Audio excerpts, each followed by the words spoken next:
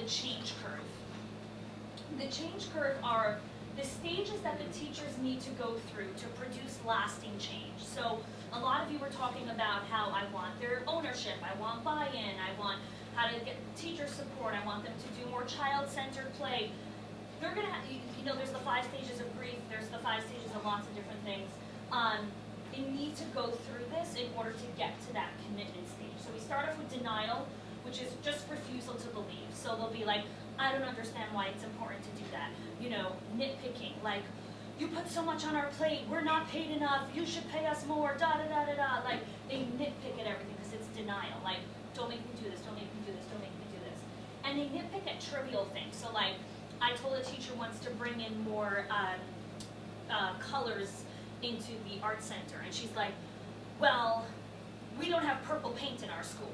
And I was like, denial, nitpicking at trivial things. Like, the minute she said that, I was like, ding, ding, ding, ding, ding. Like, you know, telling me that you don't have purple paint in your school is not a reason to not bring in more colors into the classroom.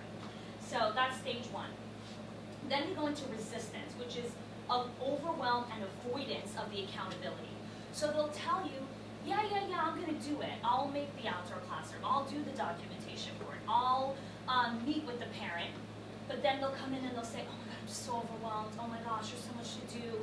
I don't have enough time to do it. And then they'll do like avoidance, like they'll leave early, they'll sneak out, they'll blame their colleagues. They'll say, no one's helping me. You don't have enough cleaning help. You need to hire more custodians. Just constantly pushing blame on other people.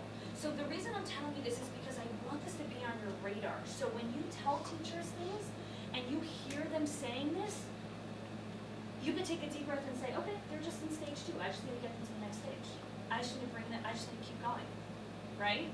And we're gonna talk about how to bring them there. So when they're giving you the resistance, it's great. They're not in denial anymore. So that's a good thing. Like, we're moving, okay? Exploration is probably the most confusing stage as a director because you're constantly getting mixed signals because they're beginning to accept it, but they still need proof.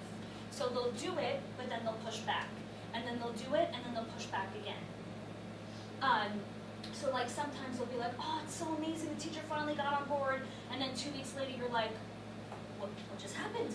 Why are you going back?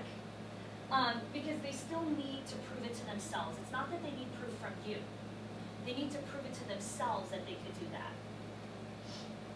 And then the last thing is commitment, and that's the stage that we want. They actively seek accountability and follow up. She'll say something like, you know, I think I said something wrong to that parent or something like that.